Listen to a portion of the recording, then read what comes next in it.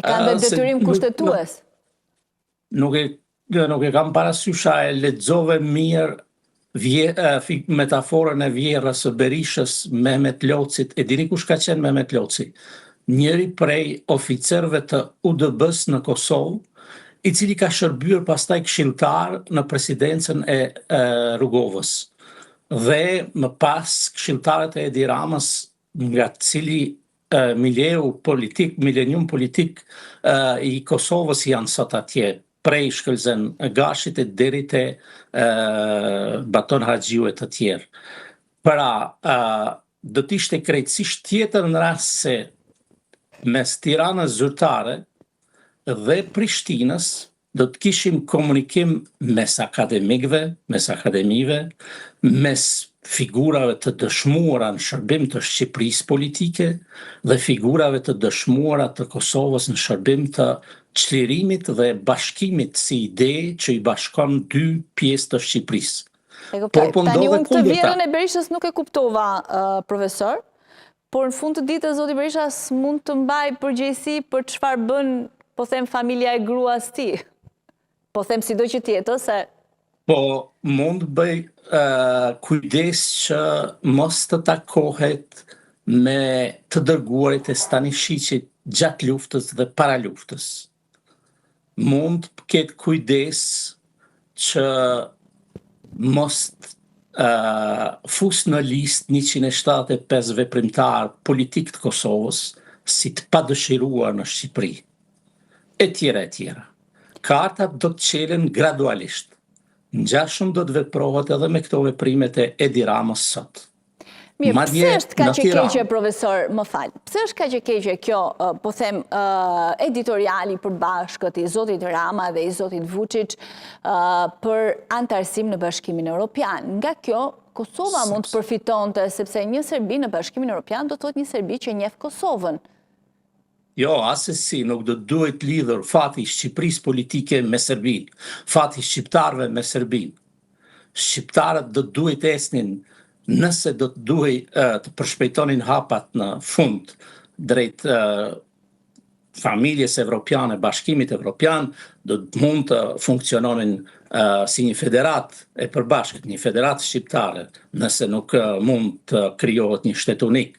Por nuk mund dhe nuk guxojmë të lidhim fatin ton me Beogradin.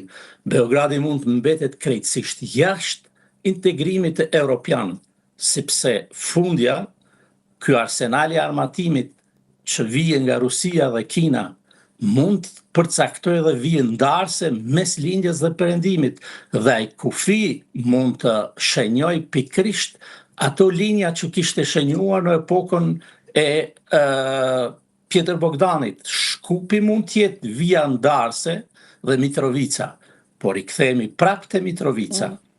Pra, pikërisht këtu janë linjat geostrategjike dhe geopolitike për të cilat do duhet kishte dieni edhe Edi Rama, edhe Albin Kurti, edhe secili lider politik shqiptar. E mira, do ishte të ishte shkupi, po duket se janë të gjithë të zënë për ta parë këtë situatë. Janë të zënë me karriget e tyre, domethënë. Prandaj media do duhet të flisnin shumë qartë dhe më drejt për drejt, dhe natyrisht edhe këshilltarët politik të ishin ata që do duhet të ishin. Dhe jo të vinë ish bid biologjik dhe ideologjik të shërbimeve serbe në Tiranë, më shpesh se sa vinë ata që e kanë idealizuar për një jetë të Tiranën zyrtare.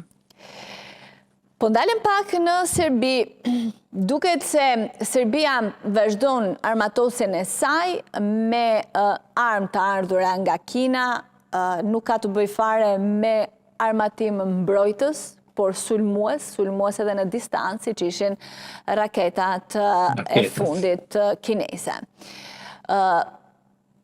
Për çfarë po përgatitet Serbia me këtë armatim? Është thjesht për qëllime elektorale, siç disa nga bashkëbiseduesit tanë nga Serbia e gjykojnë, pasi Serbia është rrethuar nga gjithë anët me vende të NATO-s, apo thjesht është ajo teoria e Vučić që njësoj si Alijev po pret kohën e duhur. Është pikërisht kjo e dyta, kjo e fundit pra. Nuk e ka fshehur Vučići. E ka thënë hapur se do t'je në gjendje të presin dekada dhe dekada. Dhe madje ka idealizuar veprimin e Alijevit, dyshes drejtuese. Prandaj, me të drejtë, Zagrebi zyrtar reagoi konform situatës së krijuar.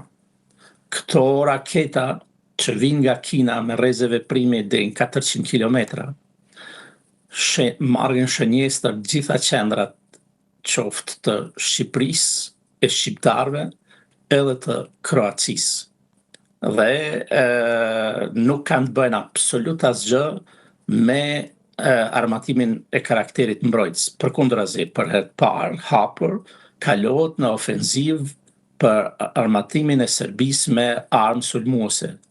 Dhe ky duhet ishte, si thush, caku i kundërveprimit diplomatik të Shqipërisë zyrtare.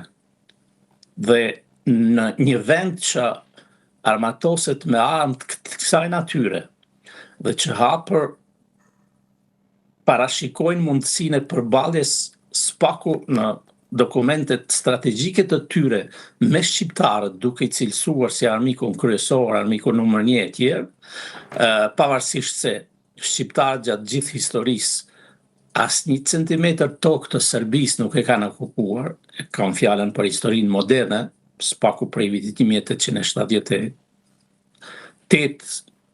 që kur Serbia është njohur si shtet i pavarur modern, përkundrazi, gjithnjë ekspansioni serb ka qenë ai që ka dëmtuar interesin jetik të shqiptarëve duke pushtuar vise të tëra, nga Nishi e deri te Vraja, nga sektor të thellë të Toplicës e deri në Kurshumli, më pas me pushtimin e Kosovës dhe të Sanxhakut.